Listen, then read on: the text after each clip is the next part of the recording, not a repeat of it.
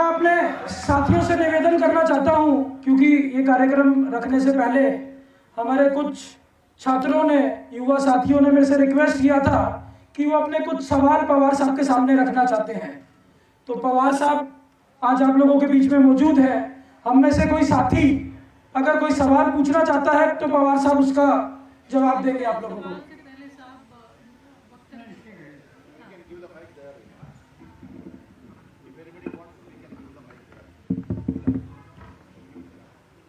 उदय राष्ट्रवादी कांग्रेस के दिल्ली के अध्यक्ष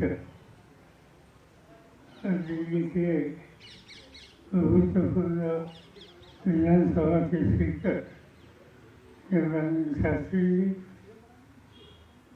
जिनके विचार अभी आपने सुने, एक जमाने में केरल स्टेट के इंडस्ट्रियलिस्ट जिम्मेदारी जिन्होंने अच्छी तरह से संभाली और जिनके राजनैतिक क्षेत्र की शुरुआत यूथ मूवमेंट से हुई, सी ठाकुर जी, धीरज शर्मा जी, सोनिया जी,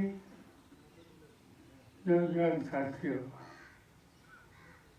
उन्हें यहाँ आने के लिए देर हो गया क्योंकि पार्लियामेंट का सेशन चालू है और आज प्रधानमंत्री का इलेक्शन और जब प्रधानमंत्री होने के लिए खड़े होते हैं तो जनरली सदन में हम कभी अपनी सीट छोड़कर बाहर जाते हैं, मगर प्रधानमंत्री का स्पीच सुनने के बाद उन्हें बड़ा दुख हो गया। देश का प्रधानमंत्री पूरे देशवासियों का प्रधानमंत्री होता है, किसी एक पार्टी का प्रधानमंत्री होता है। देश की जिम्मेदारी उनके कंधे पर होती है, मगर उन्होंने आज जो शुरुआत की, देश के भूतपूर्व प्रधानमंत्री, पहले प्रधानमंत्री जवाहरलाल नेहरू, इनके ऊपर किसी सितम करने की। जवाहरलाल नेहरू ऐसे प्रधानमंत्री हो गए कि देश के आज़ादी के लिए जिन साथियों ने अपना जीवन का अच्छा समय अंग्रेजों के जेलों में कटाया, इनमें से जो महान नेता थे महात्मा गांधी जी के साथ इसमें जवाहरलाल नेहरू थे। आज़ादी होते रहने के बाद इस देश का चेहरा बदलने के लिए, दुनिया में देश का नाम बढ़ाने के लिए जिन लोगों ने काम किया, इनमें हम जवाहरलाल नेहरू को नज़रअंदाज नहीं कर सकते। प्रधानमंत्री के रूप से उन्होंने अपने कंधे पर जिम्मेदारी ली और मुझे लगता है कि सबसे बड़ा काम उन्होंने किया कि आज़ादी होते रहने के बाद उन्होंने देश को प्रजातंत्र के रास्ते पर ले गए और आज देश में जो डेमोक्रेसी हम देखते हैं, इस डेमोक्रेसी की शुरुआत, उसको ताकत देने की भूमिका जवाहरलाल नेहरू ने की। इसके साथ साथ देश का चेहरा बदलना हो तो साइंस और टेक्नोलॉजी, उसे हम नज़रअंदाज नहीं कर सकते, इस पर उन्होंने बहुत ध्यान दीजिए। और तीसरी एक बात यही उन्होंने की कि देश में बहुत बड़े इरिगेशन प्रोजेक्ट के, इंडस्ट्रियल प्रोजेक्ट के, तब शुरुआती में इस क्षेत्र में काम करने के लिए लोग आगे नहीं आते थे, तो सरकार ने इसमें भूमिका ली और देश में कई बड़ी फैक्ट्री लगाकर देश का चेहरा बदलने का काम उन्होंने किया।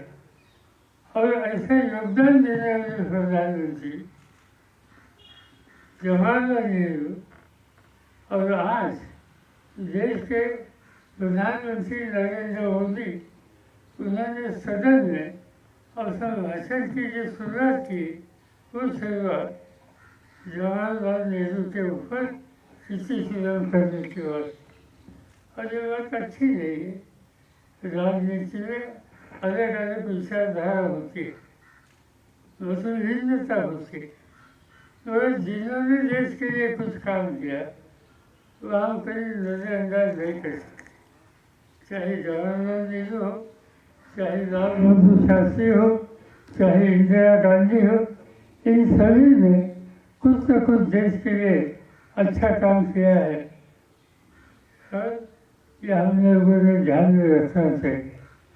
मगर प्रधानमंत्री खुद इस पर ध्यान नहीं देते। ये बहुत बुरी बात आज हमने अभी देखी, मगर ठीक है, उन्होंने एक गलत रास्ता का स्वीकार किया है, मगर मुझे पूरा विश्वास है कि देश की नई पीढ़ी ऐसे गलत रास्ते पर इतिहास का लोगों के सामने रखने का काम करने वाली जो विचारधारा है उसको दूर रखने का काम अच्छी तरह से करें। मैं यहाँ ज़्यादा बोलने के लिए खड़ा नहीं हूँ। मुझे ये बताया गया कि आप से कुछ साथियों को कुछ क्वेश्चन पूछना हो और मेरी राय इस क्वेश्चन पर जानना चाहते हैं तो जो कुछ पूछना है तो आप पूछ सकते हैं, और जो कुछ पूछना है ये जरूर पूछ सकते हैं। हम में से कुछ साथी जो सवाल पूछना चाहते थे, हाँ जी प्लीज, हर्ष माइक माइक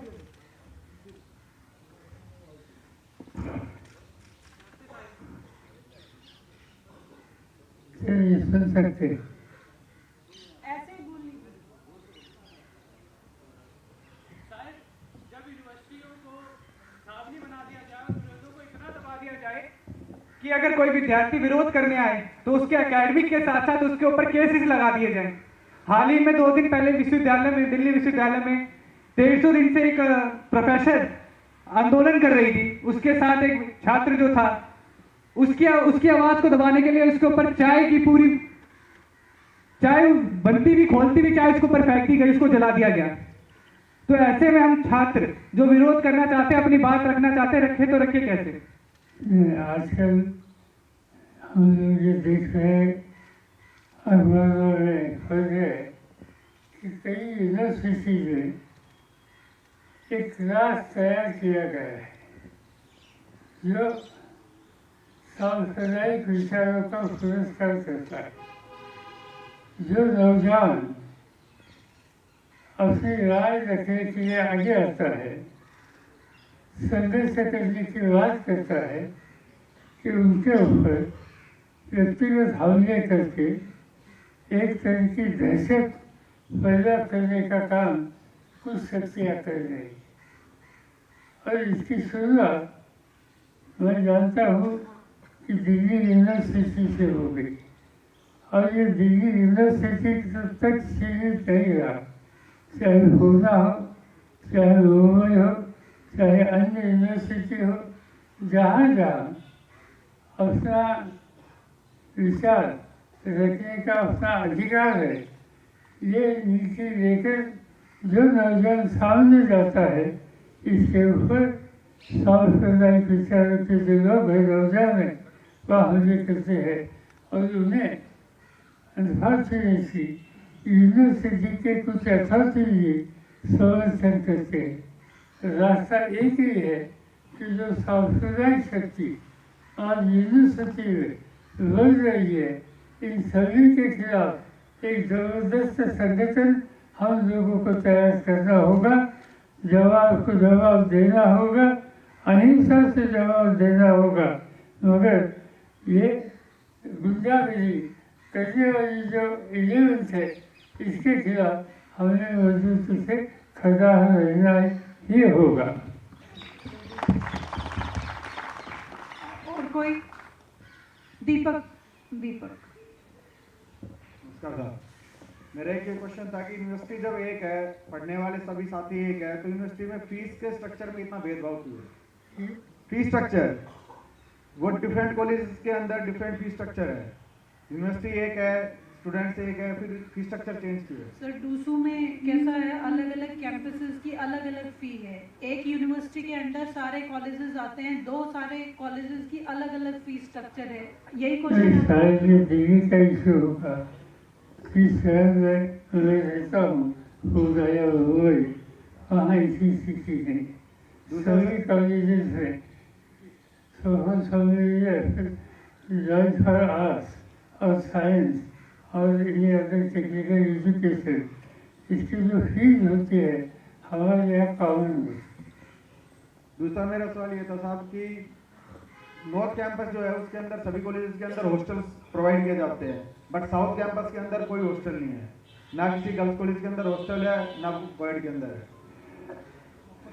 ये सर्वता पे जिम्मेदारी ये जो एजुकेशन इंस्टीट्यूशन है, कॉलेज है, इनकी है, ये यूनिवर्सिटी के है। आज हॉस्टल जैसी सुविधा कॉलेज से यूनिवर्सिटी में नहीं हो तो मुझे लगता है कि हम लोगों को मिलकर जो इंस्टीट्यूशन चलाने वाले लोग हैं इनकी मुलाकात करनी पड़ेगी, इनके साथ बात करनी होगी।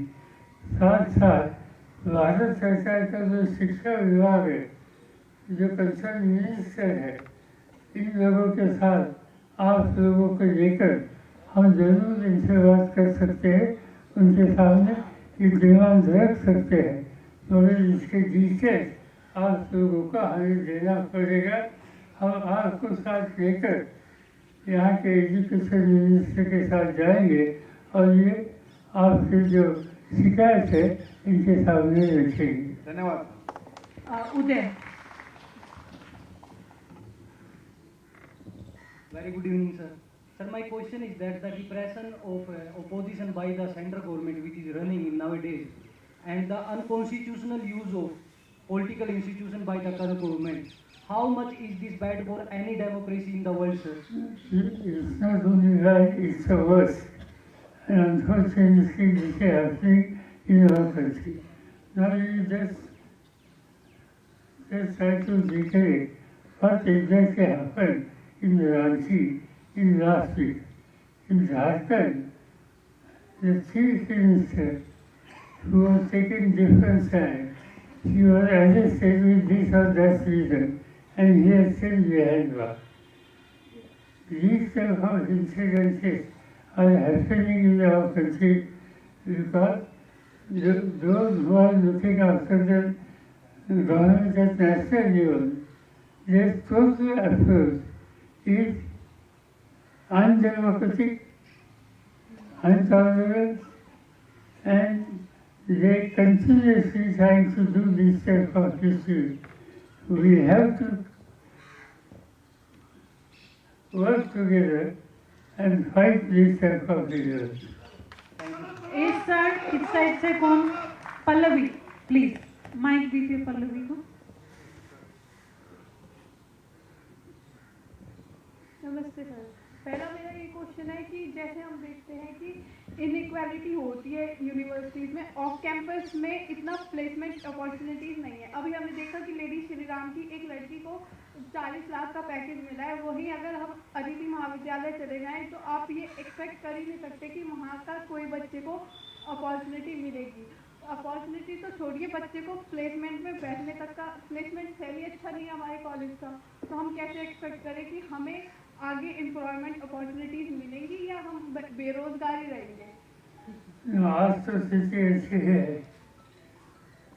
इस देश में एजुकेटेड यंगस्टर्स इन्हें एक तरह का फ्रस्ट्रेशन पैदा हो रहा है, और फ्रस्ट्रेशन इसलिए पैदा हो रहा है ग्रेजुएशन करके मेहनत करके अच्छी तरह से पास होने के बाद जो उनका फरियाद का एक्सपेक्टेशन होता है कि मेरा लड़का या मेरी लड़की अभी ग्रेजुएट हो गई, कहीं तो उसको जॉब मिलेगा, काम करने का मौका मिलेगा और अपने घर में उनके कुछ न कुछ साथ होगी।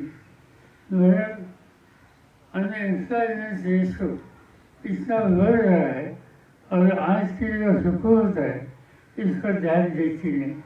खाली लेक्चर देने से ऐसे इशू खत्म नहीं होंगे। आज इन्वेस्टमेंट का क्लाइमेट सुधारने की आवश्यकता है। इन्वेस्टमेंट का क्लाइमेट सुधारने के साथ साथ इंडस्ट्री से तो ज़्यादा कैसे निकलेगी इस पर ध्यान देना चाहिए और इसको सफल से पॉलिसी गवर्नमेंट करनी चाहिए। ये जब करेंगे तब कुछ न कुछ नया इंडस्ट्री या ट्रेड तैयार होगा और लोग तैयार होगा तो कुछ न कुछ जॉब तैयार होंगे और जॉब तैयार होंगे तो नौजवानों के सामने कुछ न कुछ रास्ता दिखाया जाएगा। और इसलिए आज अनएम्प्लॉयमेंट ये इशू हम नजरअंदाज नहीं कर सकते। नई पीढ़ी अनएम्प्लॉयमेंट के इशू पर एक हो जाएगी, सरकार के ऊपर दबाव लाएगी तो किसी राजनीति की सरकार हो उन्हें इसमें कुछ न कुछ जरूरत तैयार करना होगा। श्रेयस तुम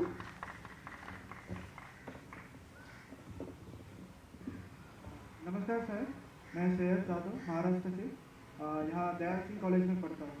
तो मेरा दो भागों में प्रश्न है। पहला, हम जब दिल्ली यूनिवर्सिटी में हम अभी 20 साल के हैं, शिक्षा ग्रहण करने की प्रक्रिया में हैं, एक राजकीय भूमिका बनाने की प्रक्रिया में हैं। जब आज हम ये पक्ष बदल इतना सब देखते हैं तो एक भूमिका लेने में हमारी बहुत दिक्कत होती है कि क्या सच है या डेवलपमेंट पॉलिटिक्स है, कौन सा पॉलिटिक्स है। तो हम कौन से वो मूल्य, कौन से वो पैमाने हमें ध्यान देना चाहिए जिनसे हम एक अच्छी राजनीतिक भूमिका बना पाए। पहली बात एक है कि हम सब लोगों ने एक चीज मन में रखनी चाहिए, डेमोक्रेटिक राइट्स। प्रजातंत्र में आपका जो अधिकार है वो अधिकार मजबूत करने का काम पहला तैयार करना है। और जहाँ गलत कुछ काम होता है वहाँ कड़े जैसा अप्रोच देकर गलत को गलत करने की तैयारी रखनी चाहिए। और गलत सलाह देने वाले हो, गलत कार्यक्रम करने वाले हो, हम नजरअंदाज नहीं कर सकते। हम इसके खिलाफ मजबूती से खिलाफ हो सकते हैं। ये स्थिति हम पैदा करेंगे तो मुझे पूरा भरोसा है गलत रास्ते से जाने का सलाह कोई देगी नहीं। दूसरा प्रश्न क्या था? सर, दूसरा प्रश्न ऐसा है कि भारतीय जनता पार्टी ने महाराष्ट्र में जब 2019 का इलेक्शन लड़ा उससे पहले एक मुद्दा था कि छत्रपति शिवाजी महाराज का सबसे बड़ा स्टैचू अरेबियन सी में बनाया जाएगा, जो कि 2022 में पूरा हो जाएगा बनकर। आज ये 2024 है, गढ़ किलों पर ध्यान नहीं दिया जा रहा है। एक तरफ स्टैचू बनाने का वादा किया था वो भी आज पूरा नहीं हुआ है। तो क्या ये डेवलपमेंट की सरकार है? ये सरकार और खासतौर भारतीय जनता पार्टी की सरकार डेवलपमेंट इसकी आवश्यकता होती, चाहे इरिगेशन का प्रोजेक्ट हो, चाहे इंडस्ट्री यूनिट हो, चाहे अच्छे सड़कें हो, चाहे गांव में बिजली हो, पीने का पानी का प्रबंध हो, ये सब की जरूरत है। इसमें कोई दो राय नहीं। मगर हम सब ये करेंगे, ये कहकर हुकूमत हाथ में आने के बाद ये सब इशूज के बारे में नजरअंदाज करके अपने लिमिटेड मर्यादित जो विचारधारा है वो फैलाने के लिए काम करना, ये भारतीय जनता पार्टी की नीति। अभी मैंने एक घंटा प्रधानमंत्री का स्पीच सुना और इसमें उन्होंने कुछ दो चार बातें बताई, बस ज़्यादा से ज़्यादा उन्होंने बातें बताई कि जिससे जो समाज का अलग अलग वर्ग है, चाहे हिंदू हो, चाहे मुस्लिम हो, चाहे सिख हो या चाहे ईसाई हो, इन सभी के बारे में एकता की फैदा व्यक्त होगी, ऐसा विचार उन्होंने सामने रखा नहीं। वह सड़कें सीखे इस तरह से बातें उन्होंने सामने रखी कि समाज में हम कुछ चंद लोगों की हितों की रक्षा करने वाले, और जब जिनके ऊपर देश की जिम्मेदारी होती है, ऐसे लोग इस तरह की सांप्रदायिक विचारधारा को मदद करने की बात फैलाते हैं कि देश के लिए ठीक नहीं। इनके खिलाफ हम लोगों को जहाँ मौका मिलेगा वहाँ आवाज़ उठाने की आवश्यकता है। बहुत बहुत